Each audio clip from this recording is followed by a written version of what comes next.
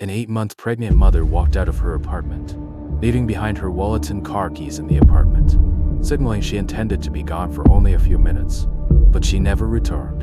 From the moment she went missing, her disappearance triggered one of the largest search efforts the city had ever witnessed, quickly capturing national attention. Detectives pursued hundreds of tips and investigated dozens of potential suspects. Yet, each lead dissolved into another dead end. That's how the case stood until an unexpected turn uncovered a chilling truth. Savanna Marie Greywind was born in 1995 in Belcourt, North Dakota, on the Turtle Mountain Reservation. Her Dakota name was where thunder finds her, reflected a heritage deeply rooted in her identity as a member of the Spirit Lake Nation. After graduating high school in 2013, she focused on a career in healthcare, obtaining her license as a certified nursing assistant CNA the following year. By 2017, she was living in Fargo and working at a local nursing facility, a position she had transferred to specifically so she could live with her parents, Joe and Norberta, and her siblings. Savanna's daily life was defined by a rigorous focus on her future. She was not only working as a CNA, but was also preparing to enroll at Rasmussen College to pursue her registered nurse license, seeking the higher earning potential to support her growing family. She had been in a steady relationship with her boyfriend, Ashton Matheny, for 7 years, a partnership that began during their time at Warwick High School. The couple had recently reached a significant financial milestone, saving $700 for a security deposit on a one-bedroom apartment they were scheduled to move into on September 1st, 2017. As she reached the 8th month of her pregnancy, her routine included resting her feet between shifts and preparing for a baby shower her family had scheduled for August 20th. Saturday, August 19, 2017, began as a rare day of rest for 22-year-old Savanna. With no nursing shift scheduled, she planned to spend the day at her family apartment on 9th Street North, staying off her feet, which had begun to swell in the 8th month of her pregnancy. Her boyfriend, Ashton, was working away from Fargo at the time, and while her parents, Joe and Norberta, spent the morning cleaning and running errands, Savanna remained home to rest. It was a mundane weekend afternoon until a knock at the door at 1:24 p.m. disrupted the routine. Brooke Cruz, a neighbor from the 3rd floor apartment 5, asked Savanna if she would assist with a sewing project. Savanna, described as someone who rarely said no to helping others, agreed to go. She left her wallet and car keys in her family apartment, signaling she intended to be gone for only a few minutes. The timeline of what should have happened broke at 3:30 p.m. A pizza Savanna had ordered for the family arrived at the door, but Savanna, who was supposed to be there to share the meal, was nowhere to be found. By 4 p.m., the family unease turned to a search. Norberta walked up to apartment 5 and knocked on the door. Brooke Cruz answered with a calm demeanor, claiming that Savanna had finished the task and left the apartment shortly after arriving.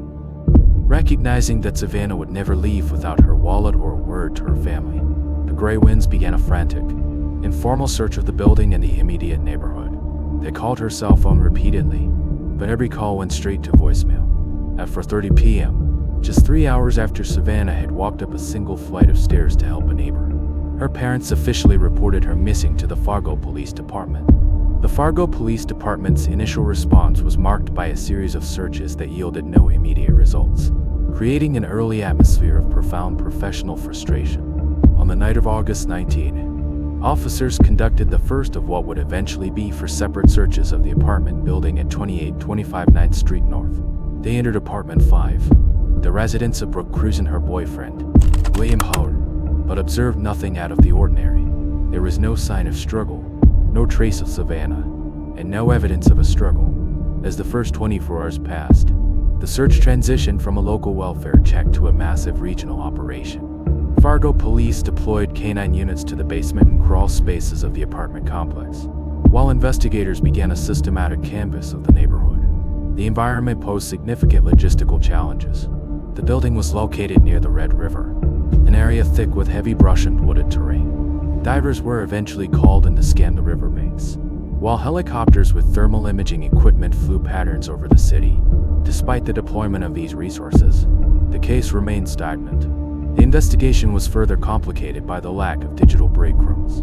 Savanna's cell phone had been powered down shortly after she entered the building, and there were no outgoing pings to narrow the search grid. Detectives began processing hundreds of tips from the public, many of which led to dead ends. Sightings of women who resembled Savanna in nearby towns or reports of suspicious vehicles that were eventually cleared. Inside the police station, investigators interviewed Brooke Cruz and William Hone multiple times. Each time, the couple remained cooperative, maintaining the same narrative. Savanna had helped with the sewing and then walked out the door. Without probable cause or physical evidence, the police were legally unable to detain them, a fact that intensified the family's public criticism of the department's perceived lack of urgency. For nearly 5 days, the search remained a series of escalating efforts that failed to produce a single piece of forensic evidence or a viable lead. On Thursday, August 24th, the investigation shifted from a missing persons search to a criminal recovery operation. During the execution of a fourth search warrant at Apartment 5, detectives discovered a 5-day-old infant girl inside the residence. Brooke Cruz was present and was immediately detained. The infant was safe, but her presence raised a terrifying question. Where was Savanna? And how was the baby delivered? While the infant appeared healthy and was transported to a local hospital for evaluation, Savanna was not in the apartment. The presence of a newborn in the very location where Savanna was last seen provided the first physical evidence of a violent extraction. The search for Savanna concluded 3 days later. On the evening of Sunday, August 27th, 2 kayakers paddling on the Red River, approximately 6 miles north of Fargo near Harwood, North Dakota, noticed a large object snagged on a partially submerged tree branch. Upon closer inspection, they identified a human from wrapped tightly in heavy black plastic and secured with multiple layers of duct tape. Immediately, the authorities were contacted. The remains were transported to the Ramsey County Medical Examiner's Office in Minnesota for a formal autopsy. The clinical findings confirmed the identity as Savanna Greywind. The medical examiner determined the cause of death was homicidal violence, specifically identifying that the infant had been removed from the womb through a crude, forced cesarean section. The forensic report indicated that Savanna had likely been alive and intermittently conscious during the procedure, ultimately succumbing to exsanguination, a massive loss of blood. Back at the primary scene in Apartment 5, forensic technicians utilized chemical reagents to detect latent blood patterns that had been cleaned from the bathroom surfaces, confirming that the apartment was not only the site of the disappearance but the site of the homicide. Following the discovery of the infant in Apartment 5, police immediately detained 38-year-old Brooke Cruz and 32-year-old William Hone. The identification of the couple as suspects was not the result of a single forensic smoking gun, but rather the culmination of a fourth, more invasive search that finally bypassed the cooperation the couple had used as a shield during the first 5 days of the investigation. During the initial hours of interrogation, Brooke Cruz attempted to maintain a narrative of benevolence. She claimed that Savanna had come to her apartment, unexpectedly went into labor, and then voluntarily gave the infant to Cruz before leaving the building of her own accord. Investigators immediately challenged this, noting the biological impossibility of a woman in the 8th month of pregnancy walking away unassisted after an unmedicated delivery. When confronted with the lack of medical supplies or blood in the main living areas, Cruz's story began to shift. Investigators soon uncovered a pattern of deception in the couple's background that provided a framework for the crime. Brooke Cruz had a history of faking pregnancies to maintain leverage in her relationships. In the months leading up to August 2017, she had convinced William Hone that she was pregnant with his child. However, by mid-August, Hone had grown suspicious. On the day of the disappearance, Hone had issued what investigators described as a production ultimatum, telling Cruz that she needed to produce a baby or their relationship would end. In a separate interrogation room, William Hone's account provided the first confirmation of the crime's aftermath. He stated that he arrived home from work on the afternoon of August 19 to find the bathroom floor covered in blood. According to Hone, Cruz was holding a newborn infant and told him, "This is our baby. This is our family." Hone admitted to investigators that he spent the following hours cleaning the scene with bleach and assisting Cruz in concealing Savanna's body. He detailed how they had initially hidden the remains inside the apartment, likely in a hollowed-out dresser, while police were conducting their initial, less thorough searches of the building just feet away. Despite Hone's admission of a cover-up, he initially maintained a false lead for investigators, claiming he had no prior knowledge of Cruz's plan and was not present for the actual homicide. This created a psychological chess match between the two suspects. While Cruz eventually confessed to the physical act of the biological theft, the forced extraction of the infant, she suggested Hone's ultimatum was the direct catalyst. The detectives were left to reconcile Hone's claim of being a mere accessory after the fact with the forensic reality of the level of physical force required to complete the crime and move the body, undetected, from a third-floor apartment. The reconstruction of the crime began with the forensic processing of apartment 5. Using chemical reagents to detect latent blood patterns, investigators identified the bathroom as the primary crime scene. Despite the heavy use of bleach and cleaning agents, a detail William Hone later admitted to during interrogation, the reagents revealed a significant distribution of blood that had soaked into the flooring and behind the baseboards. This physical evidence contradicted the couple's initial claims and established that a major medical event involving massive hemorrhaging had occurred within the small room. The evidence-to-action timeline, established through Brooke Cruz's eventual confession in the autopsy reports, revealed that Savanna was lured into the apartment under the guise of helping with the sewing project. Once inside the bathroom, she was incapacitated. The medical examiner's findings corroborated that the perpetrator performed a crude césarienne section while Savanna was still alive. The motive was strictly utilitarian. Brooke Cruz needed to produce a child to satisfy the production ultimatum issued by Hone, who had threatened to leave her if she did not provide him with a baby. This biological theft was the sole driver for the selection of Savanna as a victim.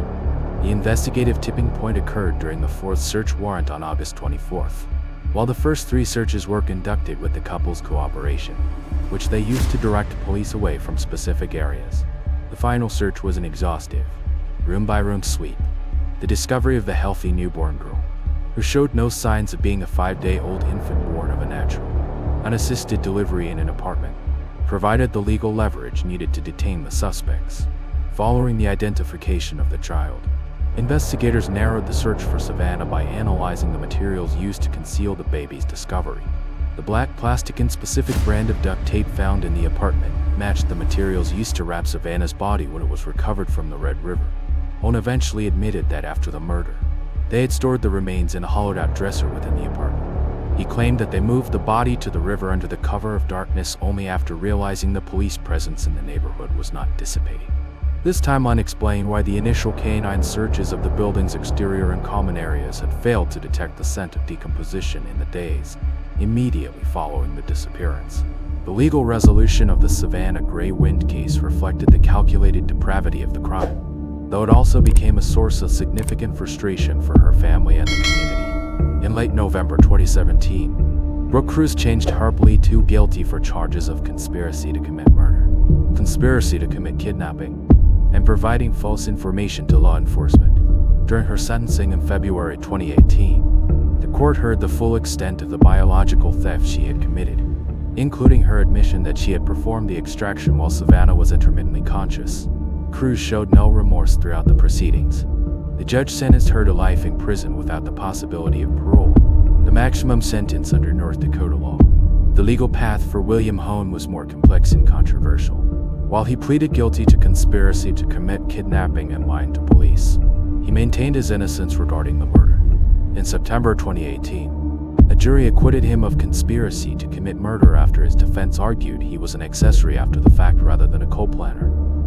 Initially, the district court utilized a dangerous special offender status, citing a previous 2012 child abuse conviction to sentence Hone to life in prison. However, in 2019, the North Dakota Supreme Court overturned this sentence, ruling that the previous offense was not similar enough to kidnapping to justify the enhancement. Hone was re-sentenced to 20 years in prison, the maximum allowable for the remaining charges, though he offered an apology to the Greywind family during his re-sentencing. Prosecutors noted that his statement fell flat. The Greywind family expressed deep disappointment and exhaustion following the reduction of Hone's sentence. However, the case left a lasting impact on federal law. In 2020, Savanna's Act was signed into law, a direct legacy of the case designed to improve coordination between law enforcement agencies and create standardized protocols for responding to cases of missing and murdered Indigenous women MMIW.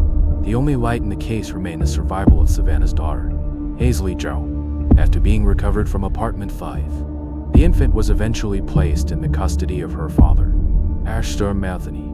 Despite the brutal circumstances of her birth, Hazley Jo was found to be physically healthy and remains the primary connection to the lives Savanna Greywind fought to bring into the world. The aftermath of the case resonated far beyond the local community in Fargo. exposing a critical gap in how law enforcement agencies across the United States respond to the disappearance of Indigenous people.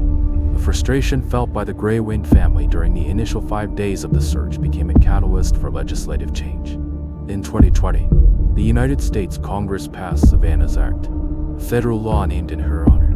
This legislation was designed to address the crisis of missing and murdered Indigenous women MIW by mandating improved coordination between federal, state, and tribal law enforcement and standardizing the protocols for data collection and reporting. It stands as a formal acknowledgement that the initial delays in Savanna's case were not just local failures, but symptoms of a systemic oversight. In the years following the trial, physical reminders of the crime remain a point of somber reflection for the Spirit Lake Nation and the city of Fargo. A memorial park and garden were established to honor Savanna's memory, serving as a space for community gathering and awareness for other missing Indigenous individuals. Her family, particularly her parents Joe and Norberta, have remained vocal advocates, ensuring that the circumstances of her death continue to fuel the conversation about safety and justice for Indigenous communities. The focus of their life has shifted to raising Savanna's daughter, Hazley Joe, who remains the living legacy of a future that was violently interrupted. The resolution of the legal proceedings leaves behind a haunting question about the nature of the crime itself and the limitations of the justice system. While Brooke Cruz will spend the rest of her life in prison, the reduction of William Hone's sentence on appeal remains a point of deep contention for those who followed the case. It forces us to consider the boundary between an accomplice and a co-conspirator in a crime so rare and calculated. Do you believe that a 20-year sentence for a man who admitted to cleaning the scene of such a crime and concealing the victim's remains constitutes a failure of the legal system? Or was it a necessary adherence to the strict definitions of the law? If you found this case fascinating, don't forget to like the video and subscribe to the channel. We post crime case videos every night. Until next time, stay sharp, stay vigilant.